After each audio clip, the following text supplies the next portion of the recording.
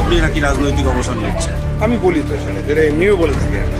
কিন্তু এটা সমস্তটা ডিসিশন নেবেন আমার নেত্রী, আমি যাকে শ্রদ্ধা করি, সম্মান করি, বিশ্বাস করি, মমতা বন্দ্যোপাধ্যায়। তিনি যখন বলবেন তখনই ঠিক হবে আমি থাকছি না থাকছি। আমি জানি না এবার আমি জিতবো কিনা। একটা লোকের তো পপুলারিটি কমে, জায়গায় কমে, যে কোনো একজন শিল্পীর তো আরও কমে, ফিল্ম আর্টিস্টের তো আমারও কমেছে, আমি বুঝতে পারি। সেই ভিড়টা হয় না যে ভিড়টা আমি আগে টানছিলাম প্রথম। তো তাতে আমি জিতবো কিনা, জিতে আসছি এত ভোটে কেন আমি তাও জানি না।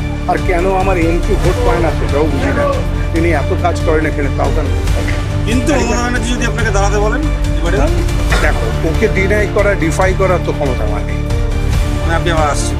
হ্যাঁ, না যদি তা হয়, এখন আমি তো শেষ পর্যন্ত বলবো যে ছেড়ে দিন, অনেক বয়স হয়ে গেছে, এবার ছেড়ে দিন। তো 35 জন হতে পারে।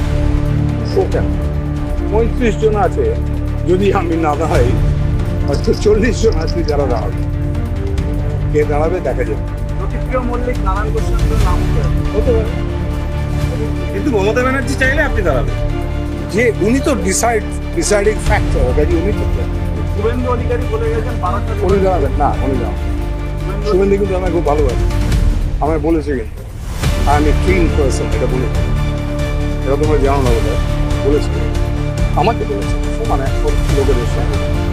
তো আমাদের নিজেদের মধ্যে ভালো যাই না, ও কাকে একটা কুনালও দিয়েছিল সার্টিফিকেট শুভেন্দুকে, অনেকে মানুষ হিসেবে খুব ভালো এটা বলেছিল। সেরকম কিছু আমাকেও বলেছে। তো সেটা কথা না, কথা হচ্ছে যে আমাদের মধ্যে রিলেশন ভালো, সবার সঙ্গে আমি কথা বলি, হাসি, যেটা দেবও করে।